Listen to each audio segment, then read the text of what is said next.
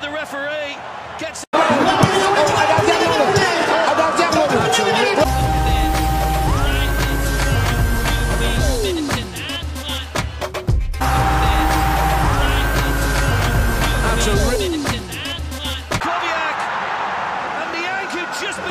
the referee gets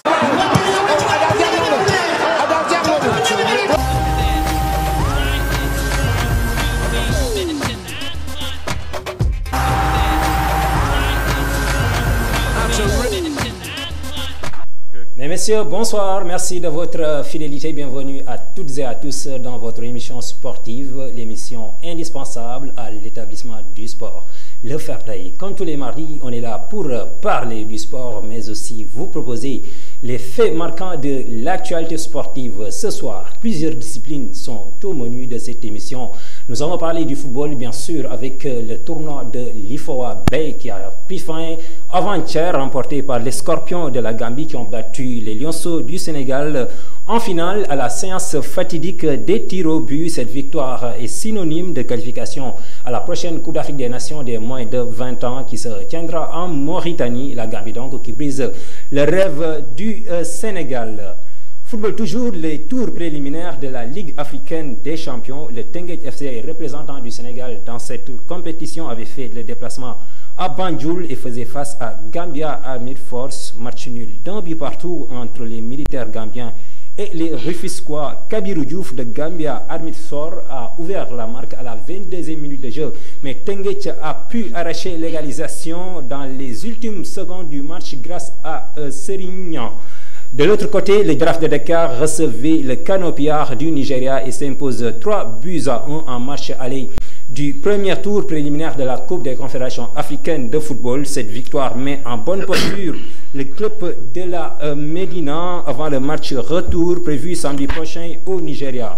On parlera également de la balle orange, bien sûr, le basketball avec le tournoi de Kigali dans le cadre des éliminatoires à l'Afrobasket de 2021. L'équipe nationale masculine du Sénégal a survolé la poule B avec 3 victoires en autant de sorties.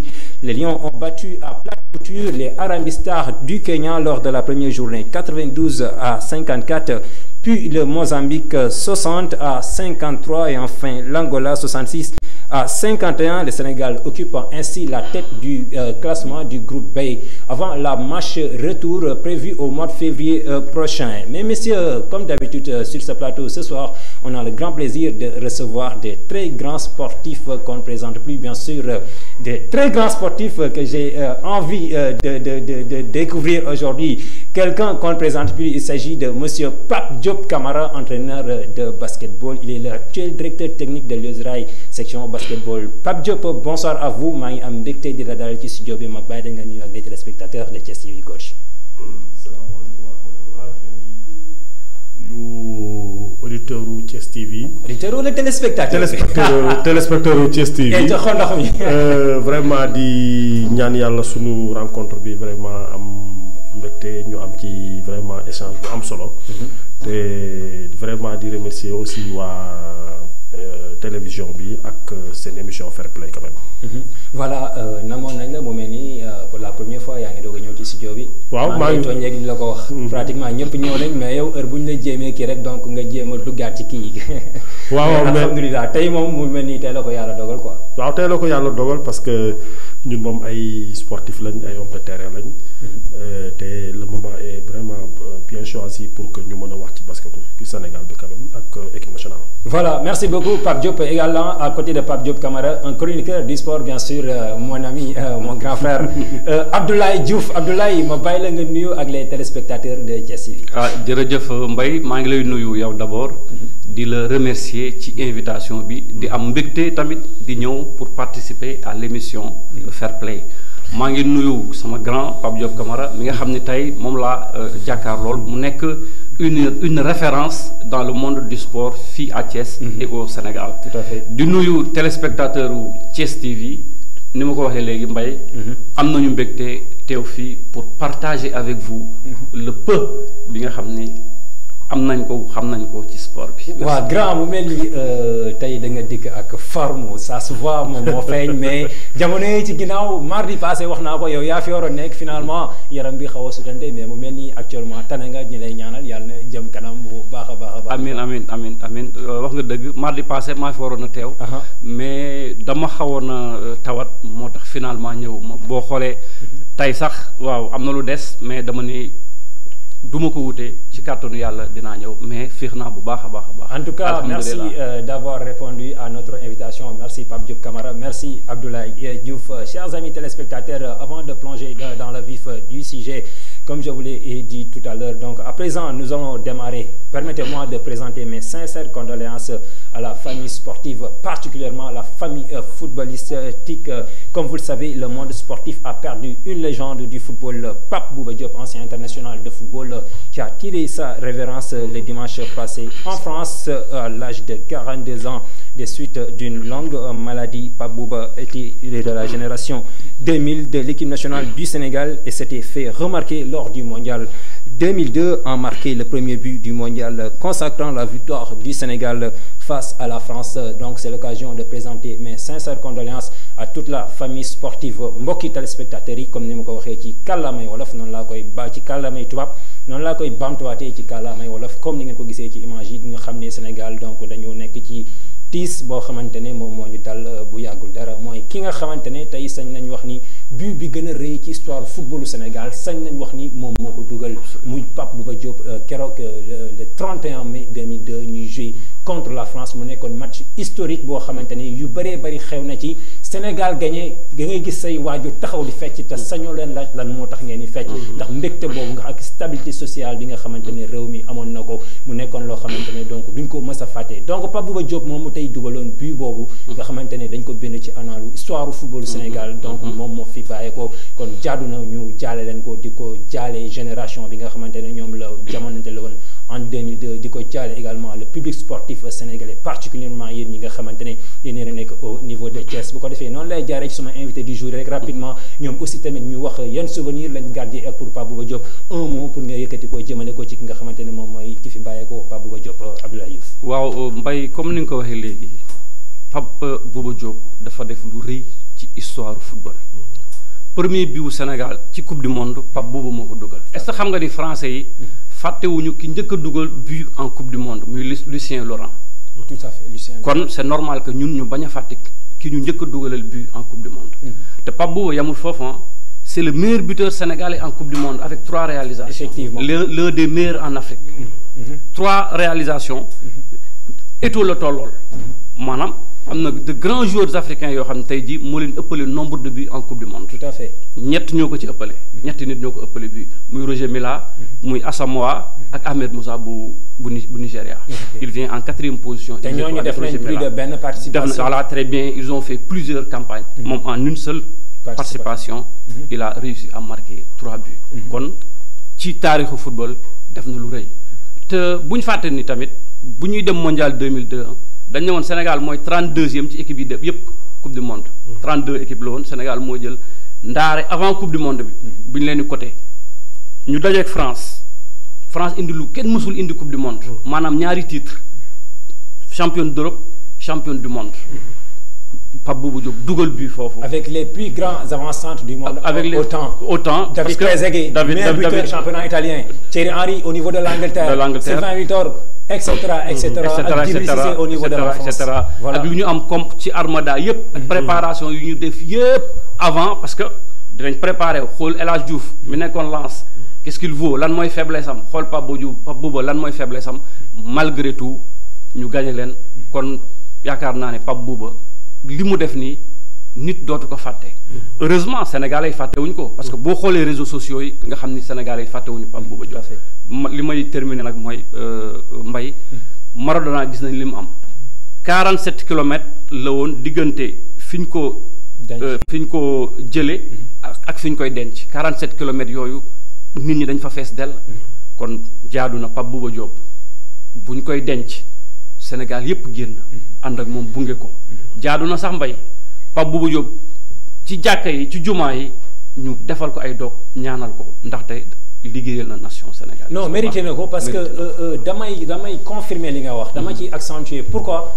parce que wax naa ko léegi le 31 mai 2002. Pape Bouba Diop keroog tax na ay mag yoo xamante ne dañu am problème mu tànk def day kilomètres yi ngay wax. di jubilé.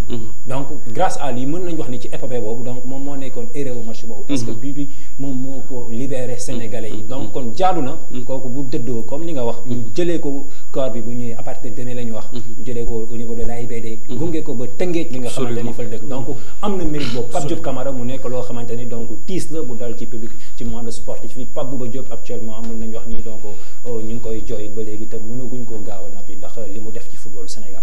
waaw effectivement Mbaye Pape Bouba Diop dafa nekkoon référence ci footballu Sénégal.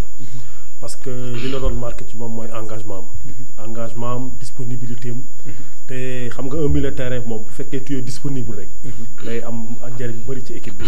ñëpp dañu doon yaakaaroon ni grand joueur yi ñu ngi yamoon ci El Hadj Diouf Fadiga. mais ñoom lii moom la doon def ci milieu de terrain bi moom ak Salif Diao dafa amoon njëriñ ci équipe bi. donc vraiment c'est avec regret ñu dégg ni moom génn àdduna. li ñuy def rek mooy ñaanal ko yàlla xaare ko àjjana. te vraiment aussi comme ni ko sama collègue bi waxee Ibrahima Diouf que ñu xam ni icône moo dem icône bu demee nag da nga koy def marque de sympathie marque d'accompagnement boo xam ne bii. yóbbu ko ci këram bu mucc. te yaakaar naa ni loolu moom quand même sénégalais dina ko def parce que xam nañ ko. voilà Abdoulaye ba léegi dañ ciy desandi parce que kii ba léegi mënuñu ci tëb noonu dugg ci leneen parce que kii déjà mérité na rek ñu def ci moom émission. waxtaan ci fàttali ko ñi nga xamante ne tey ñoom ñooy ñi nga xam ne dañu judd ci ginnaawam parce que il a du mérite. te aussi li ñu gën a retenir ci moom li ñu ci gën a marqué mooy nekkoon na joueur boo xamante ne joueur bu discret la woon. joueur la boo xamante ne daaw ko dégg ci ay jàppal bàyyi. certes équipe nationale bu équipe boo gis toujours y a eu des problèmes.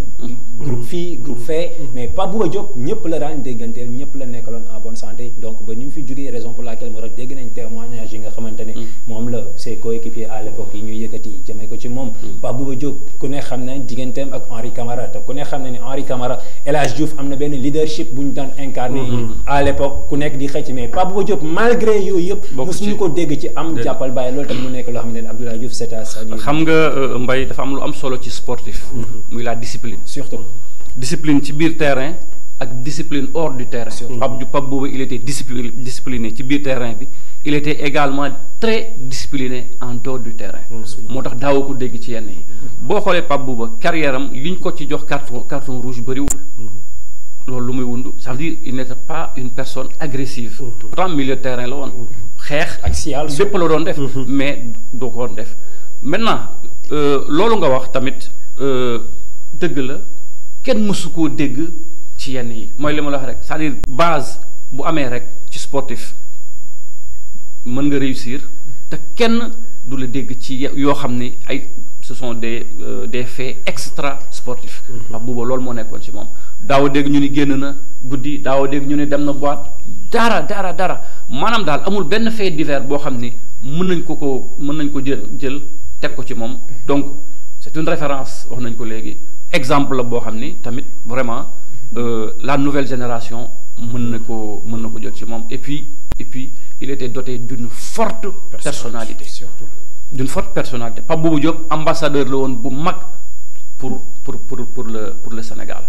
la mu nekkee woon Lens li mu nekkee woon en Angleterre vraiment boo xoolee fi mu jaar Angleterre ñu dugal bi jël maillot Sénégal di ko célébrer. kon nga war a xam ne kii marqué na ñooñu. vraiment c'était un homme très discipliné. surtout un homme très discipliné aussi tamit nekkoon un joueur boo xamante ni donc talent am foo ko natt weesu na ko puisque tey bu ñu xoolee 63 sélections la am.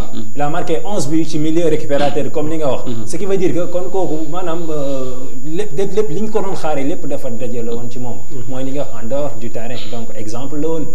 ci biir terrain bi ñun liñ ko xam daf ñu ko daan jox ba mu mat muy jom ji fulla ji njàmbaar ji ak xarañ ji tey tànk yooyu nga xamante ne sax tey mën nañ wax ni moom moo taxoon keroog le 31 mai ñëpp di fecc ñuy jaar ñi tànk yooyu tey moom moo mujjee dem ba ndeysaan xam nga rek suñu borom loolu mook àddina ñoo ànd mais nag Pape nunuñu du dul di ko ñaanal bugguma sax di avancer ci moom parce que xam nga rek dafa nekk loo xamante ni man dama am lu ma marqué ci moom xëy na mënu ma toog en direct di ko wax mais nañu bàyyi noonu quoi mais l'essentiel nañ ko ñaanal Pape fële mu nar a tëdd ca Tëngéej suuf woyof ci kawam Pape Diop bu dee am nga leneen. waaw effectivement dinañ ko ñaanal mais aussi boo déggee témoignage da nga xam ne ñaanal na boppam. parce que dégg naa benn parent mu wax ni même en étant malade da doon di jox ay ceeb ay suukar di ko jox les diminués à Rufisque. Donc cela veut dire que ni nit la koo xam ne kii xamoon na ni moom sport bi vecteur la boo xam ne bii pour def social la. ba pare dégg naa El Hadj Diouf aussi mu ni il a tout fait pour que ñu rapatrier ko donc li ngay wax ci personnalité bi ngay wax noonu. Henri Camara ñëpp xam na relation am ak El Hadj Diouf. Pape Bouba mais aussi El Hadj Diouf su ëlbati ko di ko téye di ko xalaat ba heure bi cela veut dire que nit la koo xam ne kii médiateur la woon ci biir équipe nationale 2002 bi quand même donc vraiment ñu ñëw ci li sama waa ji wax rek Ablaye. que sénégalais yi bañ ko fàtte te xam ne ni à part de demain vraiment war nañ mën a teeru ko aéroport vraiment yóbbu ko ba këram gu mujj nga xam ne ñun loolu lañ ko deseel quand même. voilà en tout cas dañ koy ñaanal suuf woyof ci kawam suñu borom xare ko ci aljana yi gën a kawe donc xëy na nag du ñàkk parce que weesoogul dinañ def ay plateau spécial jagleel ko Pape Bouba Diop bu ko defee ñu retracé waat parcours am fàttali ko ndaw yi nga xamante ne ñoom ñoo juddu ci ginnaawam ñu wax leen kan mooy Pape Bouba Diop donc may profité waat di ko jàllewaat ñëpp képp koo xamante ne donc sportif nga ak képp koo xamante ne sénégalais nga wala ngay africain parce que Pape Bouba ñëpp ñoo ko ñaax parce que yaakaar naa keroog bi Sénégal gagné France Afrique yëpp dañu Mbaye bi Sénégal gagné France Afrique jubilé na Europe jubilé na Amérique jubilé na bul fàtte ni France Brésil la dóor 3-0 pour gagner coupe du monde. Brésil baalu leen ko. Italie la gagné sur un but en or pour gagner le championnat d'Europe Italie baalu leen ko kon jàppal ni ni africains yi doon feetoo noonu la brésiliens yi feetoo noonu la italiens yi feetoo ak ñeneen ak ñeneen. et c'est grâce à Pape Bouba Diop. et c'est grâce à Pape Bouba Diop. firion ko Firdawsi soit sa demeure éternelle yàlla na ko yàlla def yàlla mën na ko. chers amis téléspectateurs maa ngi leen di fàttali ni toujours yéen a ngi ñuy seetaan ci seen émission Fair Play en direct tey ñu ànd ak coach Pape Diop Camara nekk le directeur technique régional directeur technique de l'USRA du moins nekkoon fi entraîneur bu USRA tey sañ naa wax ni moom mooy entraîneur bi nga xamante ni moom moo mujjee yóbbu équipe bu Thiès finalu au niveau national. C'était en 2013. tey moom moo dem final yóbbu fa USRA final coupe du Sénégal ñu tudd doon jouer ak UGB score bi du ma ko fàtte bu ñu ma fagoon ci sama bàmmeel sax dinaa ko 67 points d'écart ñu joué woon ko ci weeru koor mu metti woon trop. avec des Madiara Dieng des Moussa Lamine Diall des Habib Ndoye des Mbaye Faye El Bachir des Baba Won des Moussa Seck Thio des Dout Thiam Dout Mamadou Thiam Ndiaye des jours yoo xamante ne tey jii su ma gisee Pape Diop rek suma xel forcément dafay dem ci ñooñu mais aussi su ma gisee Pape Diop suma xel dafay dem ci sama laxal bi quoi Mamadou Mbaye gàmmu Mbaye ma koy saluer au passage ak ki nga xamante ne moom mooy Serigne Tine ñoom aussi tamit ñi def fierté Thiès waaye nekk ay arbitre yoo xamante ne ñi ngi bay seen waar bu baax a baax ci li nga xamante ne moom mooy milieu bi donc ñu leen di ñaanal bu baax a baax mais aussi tamit ki nga xamante ne moom mooy Da Ernesto Youssouf mënuma gis Pape Diop te suma xel di dem ci ñoom sans oublier le directeur technique régional du basket Iba Mar Ndiaye plein coach big up coach voilà noonu la ñuy jaale rek Pape sànq maa ngi koy wax ci introduction émission bi ñu war a waxtaanee le tournoi de Kigali bi nga xamante ne barki démb la jeex te sunu Lions yi amoon ci defoon ci participation bu am solo wax naa ko sànq ñu def 3 victoires ci 3 sorties yi ñu def pour Paulin ou Boniface Ndagui premier match bi gagné nañu Kenya deuxième match bi ñu gagné Mozambique troisième match bi ñu gagné Angola nga xamante ne moom moo nekkoon finalu groupe bi parce que dafa ñëwoon ci 2 victoires ñun aussi ñëw ci 2 victoires il fallait que kenn génn bàyyi fa morom bi finalement Sénégal donc sans pitié ñu ñëw def ko li nga xamante ne moom mooy won ko sunu mënin dicté ko sunu loi comme ni ñu koy faral di waxee tey en tant que observateur en tant que technicien tey naka ban jàngat nga am ci parcours bi nga xamante ne participation bi nga xamante du moins Lions yi def nañ ko ci tournoi de Kigali ban jàngat nañ ci mën a defal sur l'ensemble des 3 matchs. waaw merci beaucoup Mbaye bon tournoi bi moom bu ñu ciy wax dañ koy analyser ci ñaari phase la première phase bi c'est la sélection d'abord parce que ku xool sélection bi di nga xam ni Sénégal am na vivier parce que defe naa ni bu ñu gisee sélection boo xam gisuñu ci góor gi gisuñu ci Tako gisuñu ci Mohamed Faye doon Amady donc doon na nekk problème ci bopp nit ñi waaw et puis deuxième phase bi aussi ñu ñëw l'équipe là amul benn séance d'entraînement ensemble parce que defe naa le premier jour il y avait 3 jours le deuxième jour il y avait 8 jours parce que am na jours yoo xam ne dañ defoon test Covid bi il fallait ñu xaar les résultats pour ñëw kii donc l'entraîneur bi boo xoolu da nga yaakaar ni dafa dem dans l'aveuglette parce que mi ngi doon disposer ay jours yoo xam ni mosu leen gis ñu compétir mosu leen coacher mais li ci am solo mooy que réaction bi mu def loolu moo lay wan ni l'entraîneur a travaillé sur la psychologie des joueurs. waaw te puis aussi ku ko xool xam ni liggéey na en dehors du terrain. c'est-à-dire le travail one by one. non il a travaillé à travers leur connexion. ok donc wax leen seen philosophie de jeu. wax leen moom li muy xaar ci ñoom parce que tey am naa ci joueur boo xam ne bii maag moom doon connecté. xam naa ne ni Boniface les a beaucoup travaillé sur l'aspect mental. et li ñuy recherché foofu rek li ñuy objectif bi ñu ci jox mooy que on avait une équipe qui défendait. parce que mënuñu woon am structure en attaque pour mën a mettre dara mais ils ont usé de leur puissance en défense pour pouvoir gagner les matchs. Donc boo dee xool ci 3 matchs yi dafa dem en crescendo donc on a beaucoup insisté sur l'effectif. sur le groupe. tax boo ñëwee aussi le premier match nga ñëw seen capitaine am Covid. n'a pas pu jouer Maurice. donc loolu aussi mënoon na jouer ci psychologie boy. mais à travers l'entraîneur il les a responsabilisés xamal leen ni le basket là est un jeu vraiment de concentration. un jeu de ruse. et vraiment loolu mooy indi résultat yi. mais daal loolu daal loolu lu ñu ci mën a wax mooy nañu xam ni le Sénégal am na relève quand même. waaw am na relève te les 3 matchs là defe naa ni kii na ko quoi. te ti wane na ko quand même. voilà léegi ñu gis wax nga ko léegi donc rajeunissement bi am ci groupe bi parce que boo seetee 90% sax nañu ko wax. c'est des jeunes joueurs yoo xam ne ñu ngi doog def seen première sélection. plus quelques cadres kenn ki sax finalement mujjut a joué muy le capitaine Maurice. moom moo fi nekk comme cadre il y a aussi Cléven Anna mu nañu ko jàppee cadre puisque l'Afrobasket en 2017 mi ngi fi woon donc moom mag yenn booy ci kii bi. nga xool Youssoupha Ndoye ñoo ci nekk li ci des yëpp c'est des jeunes joueurs Mbaye Ndiaye bi nga xamante ni kooku dinaa ci ñëw après. ak yow aussi Matar Gueye le Rufisquois l'ancien pensionnaire du Sud Académie ñooñu ñëpp ñu gis leen ci Ibrahima Fall Faye tey.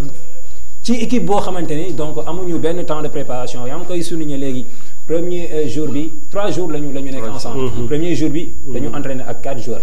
deuxième jour bi ak 8 joueurs troisième jour bi ñu joué. tey équipe boo xamante ne kenn mënul woon comprendre tey dinañ àgg ci stade boobu dinañ def performance bu demee noonu tey naka nga ñu mën a expliquer rajeunissement bi ak li nga xamante ne moom lañ fa fekk ak temps de préparation bu gàtt bi ak résultat yi après li mu joxe au finish tey naka nga ñu mën a expliquer donte yaa ngi koy junj mais da nga ci desee xuus ba léegi yaa ngi wax ni discours coach bi moom moo def affaire bi mais tamit ñàkkul ni am na yeneen mbir yoo xamante ne tey moom moo def affaire bi ci yoo ñu mën a def participation bu baax bi. waaw Mbaye je pense que ni. boo xoolee évolution bi da nga gis ni l'entraîneur là il n'a pas hésité à prendre des décisions parce que boo dee xool il a pris une liste de 25 joueurs bi mu jëlee liste de 25 joueurs bi au fur et à mesure il a élagué en fonction de ses principes. Principe bi mooy lan il a beaucoup discuté avec les joueurs il a parlé de la façon dont il veut jouer avec l'équipe. donc loolu bi mu ñëwee. à peu près xamoon na à peu près amoon na benn ossature boo xam ne bii moom li mu bëgg a mettre en place am na joueurs yu ko mën a def certes c'était pas évident mais dafa fekk ni le Sénégal li mu disposé ci jeune il est temps que ñu jox leen seen valeur. ni ñu leen joxe seen valeur c'est quoi c'est de leur donner le temps d'être des compétiteurs. te ce qu'a réussi Boniface. mooy que xam leen ni pour jouer en Afrique il faut être des compétiteurs. Compétiteur c'est quoi c'est de savoir jouer avec vraiment beaucoup d'intelligence et beaucoup de rigueur. boo dee xool Boniface ce qui me plaît en lui c'est son discours. surtout son calme parce que boo yoree ay xale dafa am lu am importance loo mën a def xale bi da nga koy wax li mu war a def. soo ko waxee li mu war a def dina xam après fan la jëm donc li ñu koy wax mooy il est sur la bonne voie te le rajeunissement là ça des na parce que y a d'autres jeunes qui tapent à la porte de l'équipe nationale. Maintenant avec le groupe là à 80%. il sait maintenant ci ñan la mën a dem. donc li ñuy wax mooy booy yi nañu xam ne ni ils ont démarré mais ils n'ont pas encore leur place dans l'équipe nationale. xam nga lu tax may wax loolu mooy que ñu xam dañoo war a redoubler d'effort. parce que je pense que ni les anciens ñi ngi toog di xaar Mohamed Faye dafa blessé. Maurice dafa blessé. Amady n'est pas là. donc peut-être nekk na choix coach mais aussi nañ xam ni ñoom ils vont revenir un jour. donc jeunes yi le problème c'est de continuer à travailler et en vraiment en nette collaboration avec l'entraîneur pour vraiment arriver un jour à être des titulaires dans l'équipe nationale. Voilà coach ba léegi duma la bàyyi ci loolu la ñuy des avant may ñëw ci sama chroniqueur bi mu joxe son point de vue xëy na nag mënul ñàkk donc constat bi ñu def rek mooy sur l'ensemble des 3 matchs tey dañu gis premier match bi contre le Kenya. Boniface dafa encaissé 54 points. ñu ñëw second match bi contre Mozambique ñu encaissé 53. contre Angola bi ñu xalaatoon ni mooy équipe bi nga xam ne moo gën a fort sur le plan offensif gis nombre de points yu mu dugal ces 2 premiers matchs avant match ci Sénégal. moom bi mu ñëwee dugalul 55 points 51 points de dugal ce qui veut dire que amul benn équipe bu dugal 60 points Sénégal. donc mais tey yow en tant que technicien naka nga ñu mën a expliquer loolu parce que ci loolu laay ñëwaat. temps de préparation bi permettre leen ñu mën a toog di teg ay système défensif yoo xam ne bu ñëwee dinañ ko mën a appliquer mais ñu gis une équipe du Sénégal boo xamante ne sur le plan défensif. comme ay monstres yoo xamante ne nii donc bëgguñu dara lu jàll ci kii finalement loolu moom te di ñu gis progression sur le plan défensif match par match tey naka nga ñu mën a expliquer loolu mu mel ni loolu bokk na ci philosophie coach bi mooy que ni défense d'abord avant que ñuy xool naka la ñuy mën a demee vers l'avant pour mën a doomu dugal. mais effectivement boo xoolee sax sur les principes de l'attaque dañ lay wax c'est en défense qu'on prépare l'attaque. donc moom il a beaucoup insisté sur l'agressivité en défense. Il a beaucoup insisté sur les rebonds, il a beaucoup insisté sur les help, il a beaucoup insisté sur la défense individuelle avec rotation. Bon, sur les matchs là, on n'a pas pris aussi beaucoup de 3 points. Pourquoi? Parce qu'il arrivait à gêner leurs adversaires.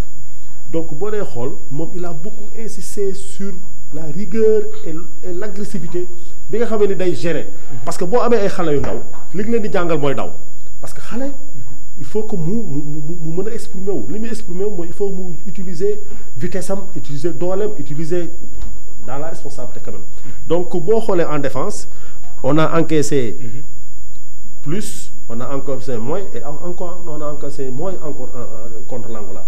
Donc il a étudié les Angolais pour ramener Angola, c'est des joueurs adroits. Donc il les a poussés à jouer contre nature. Bon, Angola joué dans 2 quarts-temps, nous avons 15 points. Moi il a réussi à mettre des stratégies en défense pour les permettre de un problème. Mais l'un dans l'autre, ce qu'il faudra retenir, c'est qu'une équipe est née. Et il faut continuer à travailler avec des principes très clairs. Maintenant, essayer de faire la jonction entre les anciens et les jeunes pour pouvoir vraiment définir l'ossature de l'équipe pour les prochaines fenêtres. Voilà, légui lolu sax bobu dina ci ñëw parce que prochaine fenêtre bi mois de février la xamaguñu est-ce que da fay continuer avec ossature bi nga xamantene mom mo fi nekkone ou bien da fay mélanger les deux à la fois pour préparer afro basket bi nga xamantene mom mo nekk ci sunu kan parce que tamit quoi qu'on puisse dire une équipe dañ koy préparer parce que tamit mëno tok tay nga di ñi su bëgg des fois tamit day bax nga dugal ro ci génn nos ba am li nga bëgg lolu xamaguñ ci dinañ ci ñëw aussi tamit ci ñu wax ci ñenn ñi nga xamantene mën nañi bon bi moy sen première sélection avec l'équipe nationale A.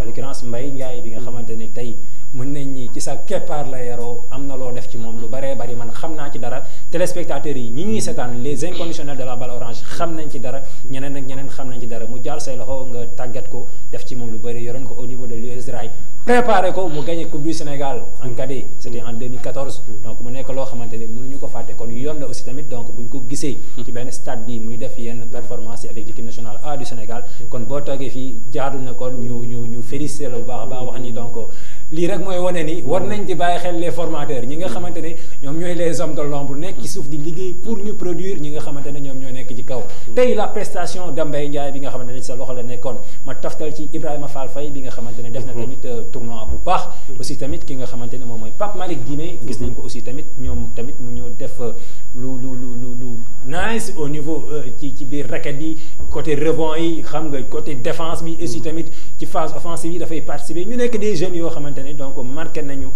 wane nañ seen preuve ci biir tournoi bi tey Ibrahima Fall Faye Mbaye Ndiaye ak Pape Malick Dine seen prestation tey naka nga ko jàngatee ah mais c'est des valeurs sûres pour le basketball sénégalais parce que boo xoolee ñoom réussite ñu joué Mbaye Ndiaye c'est un extérieur boo xam ne bii je pense que ni Boniface sax xam na ni mu koy utiliser parce que Mbaye Ndiaye c'est un 2 boo xam ne day jouer 3 day jouer 4 donc je me rappelle ça à l'US Rail sax joué loon ko grand donc joueur la boo xam ne bii responsable bi am c'est quoi c'est que c'est un joueur qui est très concentré gis nga c'est un joueur boo xam ne bii loo ko wax moom xam na naka la koy percevoir donc loolu laa gis ci Matar Gueye loolu laa gis Ibrahima Fall loolu laa gis ci Dimé man Dimé c'est un joueur boo xam ne il me plaît beaucoup. Pourquoi? Parce que c'est un joueur de devoir. Entraîneur bi am na loo xam ne lii moom la ko doy woon boo xam ne xool Ibrahima Faye da doon scoré mais Dimé day doon jouer les sales boulots. C'est quoi? C'est de bien défendre sur le grand et empêcher ko mu jël rebond. Maintenant kay on l'utilisait uniquement wala lu ëpp dañ ko doon jouer utiliser pour que muy scorer. Donc li ñuy wax foofu mooy que Mbaye Ndiaye moom on va continuer à féliciter tout l'encadrement de l'US Rail parce que jàpp naa ni man maa directeur jaar na sama loxo mais il y avait un nombre de un groupe derrière lui boo xam ne moo ko doon accompagner. Il y a le directeur Iba Mar, il y a Gamou Mbaye boo xam ne moo ko yoroon en cadet. Il y a Boubou Sambaxé, il y a André, donc il y a Lamine Dial. Donc c'est un joueur boo xam ne bii il est très calme, il est très discipliné. Et il y a d'autres Mbaye Ndiaye là-bas parce que c'est une génération boobu jël Coupe du Sénégal bi. Il y a Diago Kouta, il y a Cheikh Seck, il y a Ahmed Kane, il y a Ahmed Ba. Donc Basba. Donc ñooñu bon am na chance dem parce que peut-être noonu la demee mais il y a le travail qui est là-bas et on va continuer à travailler. Donc bu ñu may féliciter dañuy féliciter tout le rail à travers son président, la direction technique et tout le monde. Et puis ñu wax ko nag c'est le moment de vraiment de continuer à travailler et de penser que je lui ai dit que tu n'as pas joué pour les Rails mais tu as joué pour le tout Thiès et en général et tout le Sénégal. Donc vraiment big up à lui et félicitations au groupe quand même. Moi je vais parler du groupe et aux jeunes vraiment parce que boo xoolee Alkali mi ngi ci, tu l'as pas cité. Alkali c'est un joueur qui évolue dans le championnat sénégalais. Boo xam ne bi vraiment il a su montrer que c'est un bon basketteur. Bon, il y a lui Adams boo xam ne bi aussi résiste bi mu joué peut-être il y avait quelques problèmes mais c'est un très bon joueur. Donc lu ñu wax daal mooy la jeunesse est là mais peut-être pour l'avenir pour les autres fenêtres il faudra composer avec avec les deux parties pour pouvoir sortir une bonne équipe.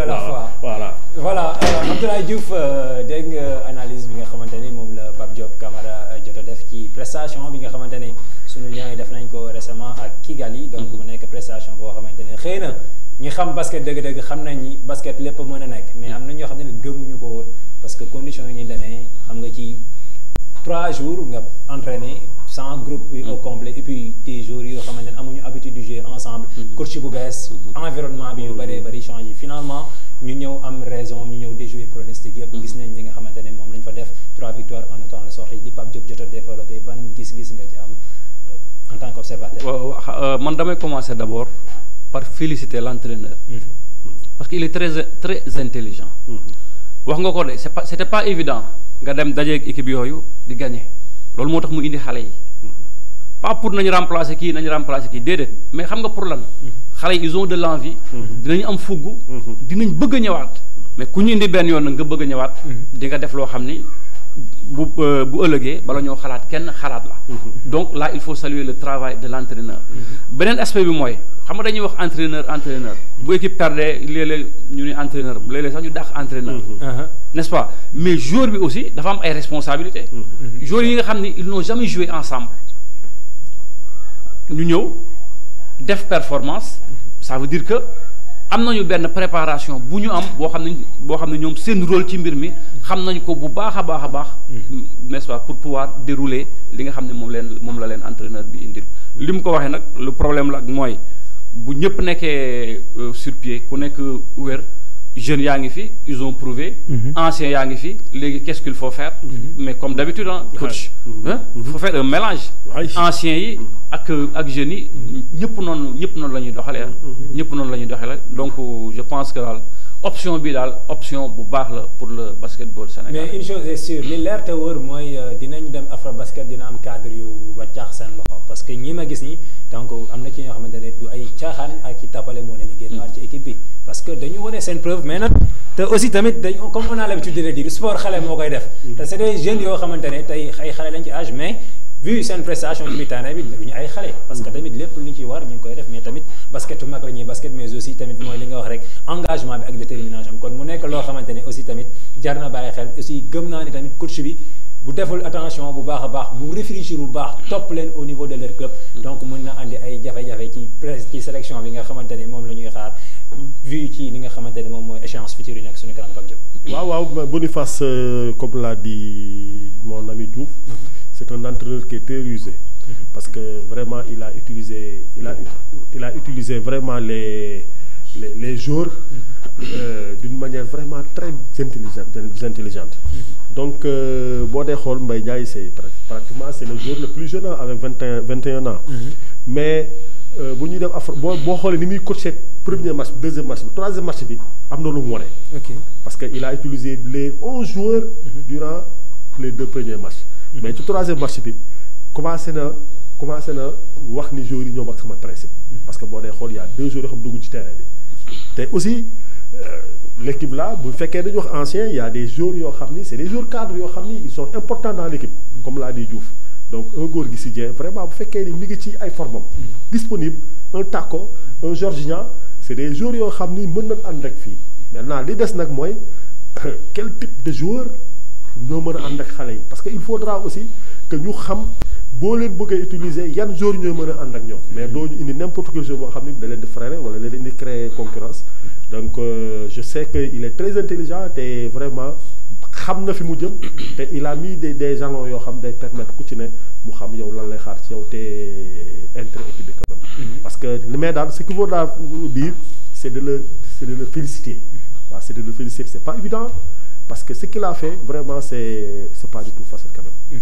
Donc ñu wax rek ni ñu xaar février xool bu publier liste ñu xool nag comment on va commenter ça. et puis tournoi bi bokk na beneen tamit bu ñu ci retenir muy que ni Sénégal donc sur tous les plans donc boy yi dañ doon présent mais tey ci côté tir primé yi dañu xawoon a am ay inquiétudes vu Clévin Ana moo doon jëlee responsabilité am di sànni bali parce que suñu tireur d'élite bi dernier moment la am blessure Mohamed Faye ñu koy souhaiter prompt rétablissement donc est-ce que tamit du baax tamit yenn saa yi ñuy bàyyi xel yu mel noonu parce que basket moom déjà ñëpp xam nañ ko c'est poste 1 la ba poste 5 donc yëpp moo war di dox à la fois mais dañu gis ni tey nous avions des problèmes au niveau des tirs primés surtout dañuy sànni kañ enfin mooy loolu c'est Clévin Ana moo doon jël ay responsabilités am donc di kii est-ce que tamit jotul ñu gën a bàyyiwaat xel ci côté boobu préparer des gosses yoo xamante ne xaw ma dañ leen di détecter à l'extérieur xaw ma ci championnat local parce que tamit quoi qu'on puisse dire au niveau local il y a des bons tireurs parce que Madiara Dieng ñëpp nangul nañ ñi bokk na ci joueurs yi gën a jub loxo ci Sénégal wala sax ñenn ñi ne nañ moo gën a jub loxo ci Sénégal mais est-ce que tamit jotul tey direction technique bi ñuy xalaat ci loolu di organiser stage yoo xam ne dañuy jël des tireurs d'élite di leen préparer pour que ñoom aussi tamit yu mel ni bu amatee ñuy mën a combler vide bi. waaw foofu moom li may wax rek mooy que ñun suñu problème au niveau du basket sénégalais mooy que la base locale là duñ leen préparer donc j'ai vu que football bi dañ koy def am na équipe nationale locale loolu day permettre entraîneur bi mën na développer benn stratégie boo xam ne c'est pour préparer des meneurs de jeu parce que boo amee base locale mën nga wut benn entraîneur boo xam ne il va développer un type de meneur de jeu pour le Sénégal wut entraîneur boo xam ne bi il va travailler au niveau des extérieurs wut entraîneur boo xam ne il va travailler au niveau des intérieurs mais ñun dañuy bàyyi ba au dernier moment ñu bëgg a dajale donc ça nous pose des problèmes donc pour championnat Sénégal bi aussi c'est très difficile parce que le championnat était à l'arrêt depuis au mois de mars. Donc actuellement nii ñi nga mënoon jël mooy ñi nga xam ne ñi ngi woon ci compétition préparée bool bi donc peut-être bu ñuy wax c'est peut-être choix wu Pape Moustapha parce que man peut-être man mën naa xalaat mënoon naa jël Moustapha à la place de Amar Sylla mais aussi ñun nekkuñu ci bopp entraîneur bi. ku ñu da ngay wax sa vision rek mais entraîneur bi li ñuy boppam c'est très clair. Peut-être Amar mi ngi doon xaar ci moom ci benn affaire il a passé à côté mais il faudra l'encourager pour que mu mën a ñëwaat quand même mais li leer ba leer daal mooy secteur boobu war nañ fa travailler yëpp ak lancer franc le Sénégal trop de lancer franc boo dee xool bu ñuy jouer ak Angola ñoom seen panier yëpp c'était au lancer franc wala bu ñuy jouer ak Mozambique mais ñun on rate des lancer franc on rate des tirs primés heureusement qu'on avait Clévin ba pare de temps en temps ñu am Ibrahima Faye ak Mbaye Ndiaye.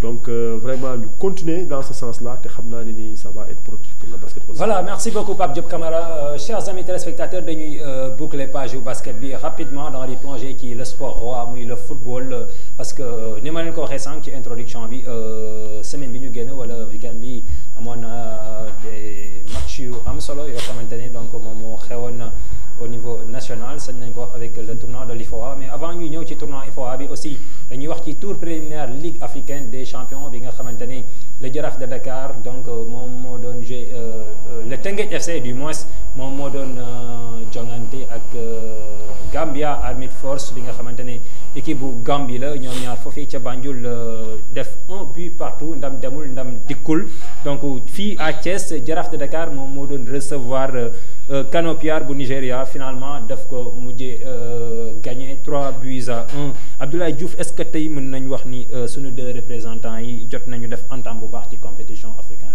waaw effectivement mën nañ ko wax bu ñu xoolee résultats yi ñu am boo recevoir équipe dóor ko 3 ça veut dire que tu t'es bien préparé pour le match retour premièrement ki nga xam ne dafa dem à l'extérieur def 1 but partout def na un excellent résultat. Pourquoi parce que boo defee 1 partout au match retour bu fekkente ni 0-0 nga def da ngay jàll. Ensuite liñ ci mën a yokk mooy boo jàkkaarloog benn défense dugal ko 3 buts ci xalaat kooku boo demee dëkkam war nga faa mën a amaat lu mu dee benn but tout en gardant tes cages inviolées. N'est-ce pas kon mën nañoo wax ni suñu ñaari représentants yi malgré les difficultés parce que championnat amul depuis très très longtemps amuñu ay. Pratiquement c'est partout en Afrique. Ouais, bah c'est mais en Afrique am na bon c'est partout en Afrique ça c'est vrai.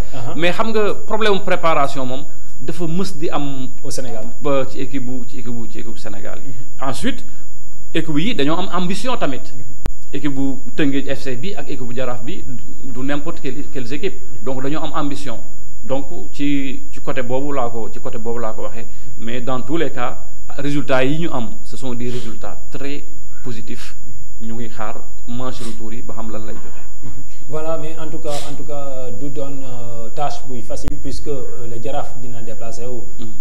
day dem Nigéria xamul lan la fay fekk aussi tamit. li ñuy xaw a inquiétude bi ñuy xaw a am rek mooy bii bi ñu jël à domicile xëy na mënoon na ñàkk mais c'est le football. Mais tamit foofu à 2-0 le Jaraaf est éliminé. 3-0 il est éliminé donc l'essentiel mooy que ni ñu fexe comporter wu match retour bi avec une solidité défensive boo xam ne dina permettre suñu équipe yi ñu bañ a encaisser but et puis tamit être tranchant devant loolu rek moo mën a def affaire bi pour cette fois-ci ñu mën a passer cap bi jéem a foncer xool naka la ñuy accéder ci ci phase de poule de Ligue des Champions. Effectivement te accéder ci phase de poule sax dafa jotaan pour le Sénégal. Surtout mënuñu à chaque fois avec tout ce que le Sénégal représente. Première nation africaine.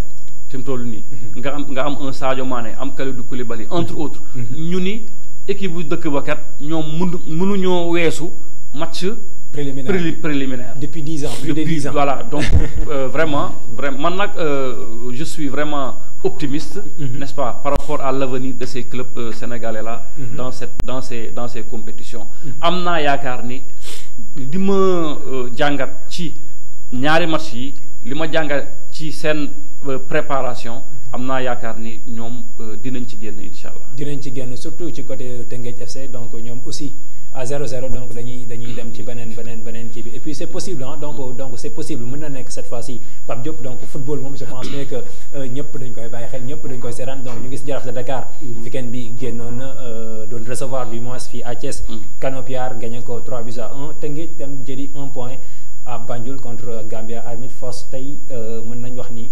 Actuellement mën nañ am yaakaar ci match retour yi nga xamante ne bientôt dañ koy jouer semaine prochaine. Bien sûr man je suis un adepte du football Jaraaf j'ai vu leur match gis naa ne ni équipe la boo xam ne bii am na chance quand même. Parce que ñoom bu ñu amoon tuuti précision mënoon doon dugal 5 buts mais ils ont raté beaucoup de balles. Maintenant li des mooy essayer de dépasser le but qu'ils ont encaissé. te xam naa ne ni aussi ils ont un entraîneur très expérimenté. Malick xam naa ni moom yàgg na ci compétition africaine. xam na moom naka lay mën a aborder le match là. mais nañu jàpp ni ce sera un match extrêmement difficile. parce que les Nigériens là ni ma leen gisee c'est des joueurs qui sont très physiques. Très costauds, ils sont très costauds je les ai vus ils sont costauds ba pare ils sont physiques maintenant. Le stratégie de Malick Daaf. Il faut jouer avec beaucoup d'intelligence. Le surtout à l'extérieur. Voilà, le stratégie de Malick Daaf defe naa ni contraire boo doon il faut que ñoom ñu jëm leen a dawloo. jéem a tourner bal bi jéem a vraiment utiliser des attaques très longues. yuy permettre leen peut-être de créer des équilibres. mais li am importance daal mooy il faut refuser ñu teel a encaisser bii premier mi-temps. waaw defe naa les 15 premières minutes ce sera très difficile les 20 premières minutes. mais bu ñu dee 30 premiers bu su rombee xam naa ni dina abordable pour ñoom par rapport ak Teungueth FC attention hein, parce que les 1-1 là des fois c'est des problèmes. Parce que waaw gis nañ ko fii ak génération foot daaw. Donc il faut que ñoom ñu xam ni seen match mooy gën a metti. waaw ni mu gën a metti mooy que waa ji su dugalee benn bii rek attention yéen a ngi ci benn difficulté. Donc ñoom aussi ñoom ñoo war ëpp concentration. surtout waaw li am solo gisuma seen équipe bu baax nag mais dama gis résultat bi nii rek mais xam naa équipe lu organisé ils ont de très bons attaquants. li des rek mooy vraiment jéem a li may wax rek créer ay stratégies yoo xam ne dina leen permettre ñoom ñu au moins ñu am 0-0 au minimum quand même. Voilà, Abdoulaye Diouf, en tout cas, aborder la marche retour avec beaucoup d'intelligence. Donc, ci loolu la ñu waxoon donc loolu aussi tamit dina ci baax parce que boo demee kër jaamur xamoo la fay fekk donc il faut que nga jouer prudence surtout nag bu fekkee ne yow yaa am faveur bi. waaw c'est vrai boo amee faveur moom ça veut dire que la pression est au niveau de l'adversaire.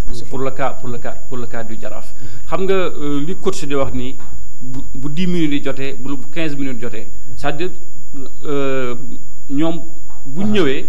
lii njëkk a def nañu teel a dugal. nañ teel a dugal nag fii ak équipe mu ngi koy wax mu ngi ci erreur. dëgg la parce que imaginez teeloo dugal. nga def 10 minutes dugaloo 15 minutes dugaloo tu commences à douter. Maintenant il faudra les faire douter justement.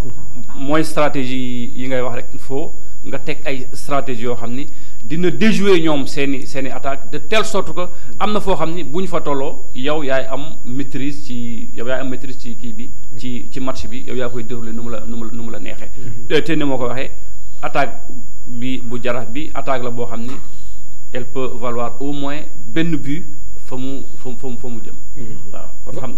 Voilà loolu am na solo donc rapidement dañuy descendre ci football toujours mais cette fois-ci dañuy plonger ci tournoi IFOA B bi nga xamante ne moom moo fi jeex barki démb sunu Lions yi doon jouer final ak les Scorpions de la Gambie finalement nag Gambiens yi brisé nañu rêve Sénégalais yi parce que tey comme ni ko Oustaz Moussa di waxee rek la fois passée nee na li ñu jotoon a gagné yëpp donc moom 0 ñooyam parce que au finish benn équipe moom mooy qualifié à la prochaine Coupe d'Afrique donc finalement Gambie dañ ko gagné en phase de poule ñëw en finale mu gagné ñu ce qui veut dire que football moom donc kenn mënu la wax lan la waaye tamit ñàkkul ni am na lu tax tey ñu gagné ñu xëy na Abdoulaye tey yow avant ñuy ñëw ci loolu sax tey bëgg nañ ñu wax ci benn point parce que ñàkkul ni am na jour dégg naa nga wax ci à chaque fois ñu gisee CAF la Confédération africaine de football mi ngi renouveler confiance am di attribuer Sénégal ci compétition petite catégorie ci organisation bi te Sénégal ku ne xam na ni mu bindoo ñu ñëpp xam ne pratiquement Afrique yëpp la mais Sénégal tey bosam xëy na moo ci gën a délicat parce que amatuñ un stade digne de son nom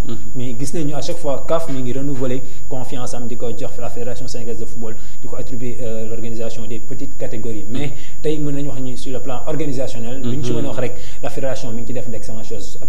Absolument CAF bu fi bàyyi ñëpp def Sénégal c'est parce que le Sénégal fait un travail extraordinaire gis nga compétition bi ñu génn IFOA bi sur le plan de l'organisation impact maanaam amul couac pratiquement te organisation nag loolu lañ ci soxla pourtant le contexte mayewul woon peut-être ngay espérer yenn yi mais malgré le contexte malgré la maladie ils ont réussi à organiser organisation bi daal xam naa ni amuñu ay infrastructure ñoom ñun mais peut-être am nañ stade bu tane mën nañu organiser moo tax CAF di ñu jox voilà à chaque fois ñuy organiser yenn yi parce que tamit amagul benn yoon bu ñu pêché au niveau de l'organisation. En tout cas chapeau à maître Pape Sidy Lo moom aussi def na un travail colossal pour la bonne marche du compétition donc ñu koy féliciter bu baax a baax jaadu na donc gis nañ liggéey bi nga xamante ne def na ko ak tous les membres de la Ligue de Thiès yi nga xamante ne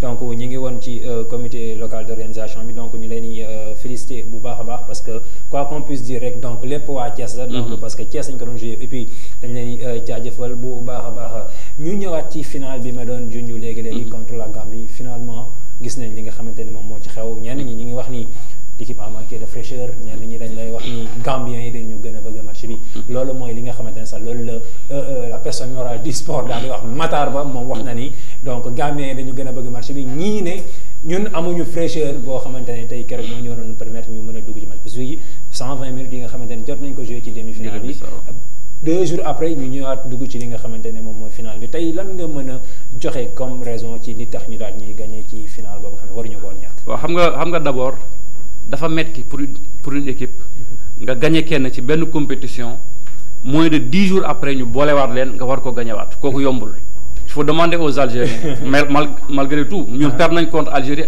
en finale de la CAN. Mais l'Algérie sonne, trop, n'est-ce pas? L'autre dafa jafé. Surtout nak nga jël équipe d'or ko 5 buts à 1. Mais attention, Sénégal bi muy gagné Gambie 5 buts à 1. Ñëpp les observateurs avaient dit que ni équipe bu Gambie bi du équipe bu ñuy door 5-1. Peut-être la victoire n'était pas du tout logique loolu nga bëgg a bon parce que la Gambie avait fait jeu égal avec le Sénégal.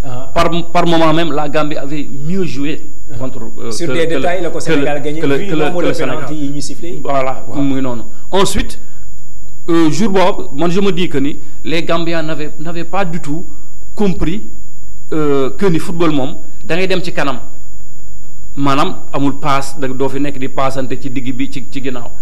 En réalité Gambiens yi loolu lañ doon def mais aussi boo xoolee da ngay xam ne ñii ils sont en train de respecter les consignes qu'on leur donne consignes yi leen coach bi jox Gambiens yi bàyyiwuñu ko ba bi ñu jël 5e but alors bu ñu ñëwaatee nag pression bi dafay ëlbatiku le Sénégal joue à domicile le Sénégal est mieux coté que la Gambie n'est-ce pas ensuite gagné nga kii 5-1 war a jàkkaarloo waat ak moom problème là. Si on comprend bien da nga wax ni kon source de motivation pour l'équipe gambienne. Pour les Gambiens xam nga source de motivation la benn ngoogu beneen source de motivation mooy Sénégal Gambie du yomb ci dara. derby parce que derby la bien que fii moom match yooyu yëpp yi fi am yëpp derby la. mais Sénégal Gambie dafa nekk match boo xam ne match bu doy waar la. bon li ñu wax nag les gosses ont manqué de fraîcheur mais c'est vrai hein mënoo jouer 120 minutes. N'est-ce pas 48 heures après nga ñëw jouer waat beneen 120 minutes xale ay jàmbaar lañ sax parce que tiro bi yu ñu dugal mais je ne m'y attendais pas je m'attendais à ce que ñu raté plus mais peut-être que foofu tamit y a un discours de l'entraîneur parce qu'on a vu Dabo à chaque fois bu ñu eggee foofu day toog woo joueurs yi wax ak ñoom pour les préparer kon man daal li ma jàpp mooy sur le plan tactique Gambie moo gënoon a pare Sénégal ensuite Sénégal dañu am benn problème yéen a ngi wax léegi basket tir primé yi mais c'est la même chose en football balle arrêtée Sénégal du ko dugal ñun duñ dugal penalty duñu dugal coup franc duñu santé corner nit bëgg ko ci toute catégorie confondue ça c'est un problème même tir de loin rarement nga koy gis ci sénégalais évidemment kii John Lopy def na fi benn kii fekk ko góol bi génne ko ñu mujjee ko dugal donc yooyu ay problème la yoo xam ne dañ ko war a régler balle arrêté occasion de but la n'est-ce pas boo xoolee tamit matchu Sénégal Gambie animation offensive bi mu ngi fa woon de wax dëgg yàlla on a d'excellents joueurs ci sélection bi ci kaw gis nañ ay latéraux yu yéeg di apporter seen soutien mais problème Sénégal xam nga lan la finition amuñu finisseur il faut un tueur il faut nga am jour boo xam ni du rater occasion un renard de surface koo xam ni occasion demi occasion sax daf koy dugal ñun loolu mooy suñu problème man de damaa jàpp ne Sénégal keroog bien que ki doon jouer avant-centre mais il est bien il est même excellent mais bu fekkonte ni tey jii am nañu un tueur à sa place kon Gambie kenn dootu ko waxati. mën nañu bañ a yegg foofu. mën nañu bañ a yegg foofu donc te tiro bi moom boo fa demee. mu ngi noonu gars yi wax geste technique la mais ça reste de la loterie quand même. surtout parce que geste technique la boo xam ne les meilleurs joueurs dañ ciy échoué. mais kon kay nekkatul geste technique. tout à fait nekkatul geste technique kese. voilà Pape Diop Camara donc moom nee na le Sénégal a eu des problèmes surtout au niveau ci dernière tiers bi maanaam ci première tiers équipe adverse yi problème de finition donc loolu la wax léegi donc ñii nee nañ problème mu dañu am fraîcheur dañoo manqué fraîcheur ñii nee nañu Gambien yi dañuy ëpp détermination tey en tant que observateur en tant que sportif tey final bi seetaan nga ko ban jàngat nga ci am lan moo tax ñu gagné. waaw man damay dem fu gën a sori parce que seetaan naa seen demi-finale ak seen finale. je pense que ni il a dit d'abord équipe bi dafa am problème mu attaquant de pointe boo xam ne au moins dina fisquer la défense. parce que saa yu ñuy joué da ngay gis ni défense peut être di nekk à l'aise. mais pour cadre ci bu ñu ñëw ci finale bi dafa am ñaari lecture yoo xam ne dama ko ci def. le Sénégal d'entrée de jeu il encaisse un but première mi-temps. Deuxième mi-temps, d'entrée de jeu encaisse un but. Donc cela veut dire que ni peut-être problème fraîcheur bi ñuy wax fa xëy na fa. parce que dañ doon réagir. waaw donc à chaque fois dañuy dugal ñun ñu égaliser. waaw non mais période yi ñu koy jël sax. dañ koy jël ci début de partie à chaque fois. ok beneen chose aussi bu demee ci tir au but bi. mais un entraîneur de gardien jàpp naa ni dafa war a am incidence ci série de penalty avec son gardien. man fi ma toog waa ji dóor nañ 3 tirs. lépp gardien bi dafa dem à droite. 3 tirs yëpp gardien bi dafa am droite loolu cela veut dire que ni moom philosophie boo xoolee entre gardien bi da ngay xam ni kii il est fort à droite mais amul kenn ku dóor à gauche. ñi dóor à droite yëpp da ko jàpp wala bal bi kii. donc jàpp naa ni aussi entraîneur gardien yi war nañu mën a def seen rôle di mën di au moins di vidéo équipe yi di xool affaire yi. c'est un point fort point faible. ba pare aussi. j'ai pas compris l'animation ci fin de partie bi. parce que benn moment l'équipe joue à 10 pendant presque 30 minutes mais amul benn changement de système amul benn changement de stratégie toujours Sénégal dafa nekkoon mel na doon xaar ses déplacés resté ci philosophie ba mu doon demee. ba pare tu sors un joueur qui est très bon le numéro 12. tu as fait entrer le numéro 10 boo xam ne bii ñëpp nee nañ. Dramé waaw il était blessé. il était blessé. sa arrière droit. moom ba pare moom mu nekk ci couloir droit bi sa arrière droit aussi il est blessé. donc da nga am benn couloir boo xam ne bii tu n'as pas de joueur boo xam ne bii capable na animer. donc je pense que ni aussi am na responsabilité au niveau le staff technique. Ah oui. Voilà, il parle du problème technico-tactique. Chers amis téléspectateurs, agsi nañ ci ligne d'arrivée bi donc voilà donc bu ngeen ñu dabee yéen a ngi ñu doon seetaan ci seen émission Fair Play bi nga xamante ni moom la ñu jagleel le public sportif ce soir tous les mardis tey nag ñu amoon mbégte bu baax a baax di yalal ci ñaari sportif yoo xamante ni au niveau de Thiès kenn doot leen présenté donc kenn ki chroniqueur la donc dégg ngeen li mu fi développé aussi nii rek lañ doon xaar ci moment nii rek la mënoon demee et c'est tout à fait normal mu ñëw puisque wër naa ko moom it fu nekk te je pense bien que tey téléspectateurs yi sax wëri nañ jëlee nañ ci li nga xamante ni moom la fi sunu invité yi jot a développé keneen ki Pape Diop Camara kooku moom beneen affaire la en matière de basketball waaye aussi tamit football tey jot na nga dem wuti licence initiateur football ah parce que yow mi li nga fi jot a développé mais c'est normal parce que Boy Balabé c'est normal quoi et je vous rappelle que c'est le grand frère de Souleymane Camara bi nga xamante ne moom moo fi ñëwoon la fois passée grand coach voilà le grand coach Jules Camara ma koy saluer au passage donc c'est normal ci famille la boo xamante ne famille sportive la donc moo tax à chaque fois bu ñu leen woowee rek dañuy bàyyi seen lépp daal di ñëw ànd ak ñun ci li nga xamante ni moom mooy tàggat yaram bi donc dañ leen di woo rek naar ci goxum sow comme ni ko wolof di waxee en tout cas c'était un plaisir ñu dalal leen ci plateau bi bu ko defee noonu dañuy jaaree rek ma ñëw ci Pape Diop sax laay ñëw comme ça je pense que moom moo tijji woon baal bi nga joxe sa mot de la fin daal di tàggatoo ak les téléspectateurs de Thiès TV. waaw Mbaye sinon rek ñu encourager sunu équipe U18 filles et garçons yi nga xam ne ñu ngi waaj a dem championnat d'Afrique. donc garçons yi dem nañ tey fii ñu ngi dem jeudi. di leen ñaanal yàlla vraiment. il paraît que championnat bi dañ ko mujjee repousser puisque tey lañ waroon commencer. non waaw dem nañ garçons yi dem nañ tey. mais fii ñooy dem jeudi. donc cela veut dire que ni repousser nañ ko de 2 jours. donc li ñu ñaan rek mooy que vraiment booy ñu am victoire bu baax parce que y a des Thiessois yoo xam ne ay ambassadeurs lañ. vraiment di leen wax aussi merci beaucoup ci vraiment émission Fair Play bi nga xam ne ni dañuy permettre ñu jàng. parce que fii ku fi ñëw di nga jàng parce que sama waa ji ma toogal nii.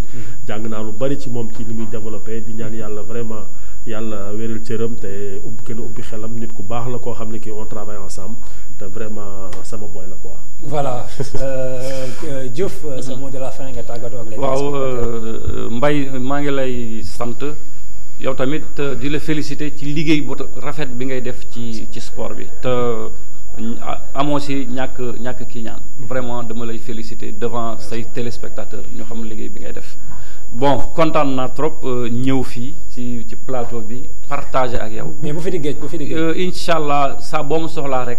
ma ñëw ànd ak yow. kii nag sama grand la ci lu bëri loo xam ne. xëy na mënee su ko wax fii. mais man dama naw liggéey bu muy def. parce que loolu il faut nga am xol bu yaatu pour def ko. il faut nga nekk un passionné pour def ko. di ko ñaanal moom itamit ndam yi gën a sotteeku. waaw muy noonu daal Mbaye jërëjëf daal. voilà merci beaucoup Abdoulaye Diouf merci beaucoup Pape Diop Camara c'était un immense plaisir de partager ce plateau avec vous merci également à vous chers amis téléspectateurs Sans oublier l'équipe technique Seydou Diallo au niveau des caméras, Lamine Junior au niveau de la régie. Merci également à Papa Gueye. Merci, rendez-vous mardi prochain. Ne bougez pas, Didier Lin, le maestro de Thiès TV. Il sera là tout de suite dans l'émission Kaay Wane Sa Talent. Merci, excellente suite des programmes à tous et à tous. Merci et à bientôt.